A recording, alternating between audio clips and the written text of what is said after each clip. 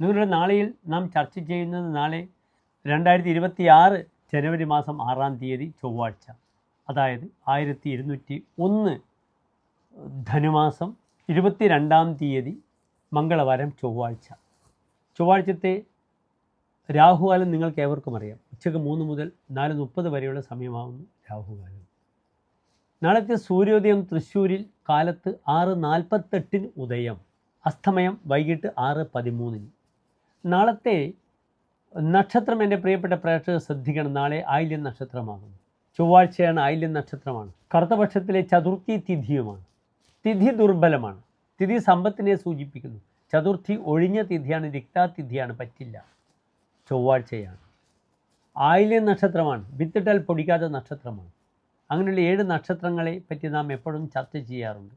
യമരുദ്രാഹി മുപ്പൂരം തൃക്കേട്ട ഇവ 7 നാൾ. യമൻ എന്നാൽ ഭരണി, അഹി ആയില്യം, രുദ്രൻ തിരുവാതിര, പൂരം പൂരാടം പുരുരുട്ടാതി, തൃക്കേട്ട. 7 നക്ഷത്രങ്ങൾ വിത്തിട്ടാൽ പൊടിക്കില്ല എന്ന് പറയുന്ന നക്ഷത്രങ്ങളാണ്. അതിനാൽ ശുഭകാര്യങ്ങൾക്കൊന്നും ഈ നക്ഷത്രങ്ങൾ നാം ഉപയോഗിക്കാറില്ല. അതുകൊണ്ട് തന്നെ പ്രിയപ്പെട്ട പ്രേക്ഷകർക്ക് നാളത്തെ ദിനം പ്രത്യേകിച്ച് ഞാനൊരു മുഹൂർത്തവും നൽകുന്നില്ല. നാളെ എൻ്റെ പ്രിയപ്പെട്ട പ്രേക്ഷകർ മനസ്സിലാക്കേണ്ടത് 12:30 വരെ, ഉച്ചയ്ക്ക് 12:30 വരെ ആയില്യം നക്ഷത്രമാണ്.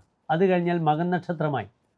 മകൻ നക്ഷത്രമായാൽ മകൻ നക്ഷത്രത്തിൻ്റെ ആദ്യത്തെ 15 നാഴിക, വിശേഷിച്ച് 3:45 നാഴിക ഒരു ശുഭകാര്യങ്ങൾക്കും നാം സ്വീകരിക്കാറില്ല. അതിനാൽ ആദ്യത്തെ ഭാഗം ഗണ്ടാന്ത നക്ഷത്ര സമയമാണ്. അതും ശുഭകാര്യങ്ങൾക്ക് നാം ഉപയോഗിക്കാറില്ല. ഒരു കുട്ടി ജനിച്ചാൽ പോലും ഗണ്ടാന്ത സമയത്ത് ജനിച്ചാൽ മാതൃപിതൃ കുലാന്തക, അച്ഛൻ്റെ അമ്മയും കുലത്തിൻ്റെ അന്തകനാവുമെന്നാണ് പറയുന്നത്. അതിനാൽ എൻ്റെ പ്രിയപ്പെട്ട പ്രേക്ഷകർക്ക് നാളെ വിശേഷിച്ചൊരു ശുഭമുഹൂർത്തവും ഞാൻ നൽകുന്നില്ല. നാളെ ആയില്യം സർപ്പവുമായി ബന്ധപ്പെട്ട നക്ഷത്രമാണ്. മകമാണെങ്കിലോ അശ്വതി മകം മൂലം നക്ഷത്രത്തിൻ്റെ അധിപൻ കേതുവാണ്. രാഹുവിൻ്റെ വാലാകുന്നു കേതു. രാഹു ഡ്രാഗൺ ഹെഡാണ്, സർപ്പത്തിൻ്റെ ശിരസ്സും, കേതു വാലുമാകുന്നു. അതിനാൽ ഒരു ശുഭമുഹൂർത്തവും ഞാൻ നൽകില്ല.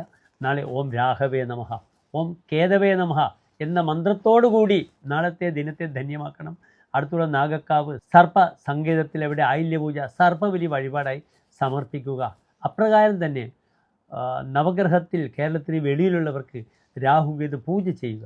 ഇപ്രകാരം നാളത്തെ ദിനത്തെ ഒരു സർപ്പസംബന്ധമായ ദിനമാക്കി മനസ്സിലാക്കുക. അതിനുവേണ്ട പരിഹാരങ്ങൾ ചെയ്യുക.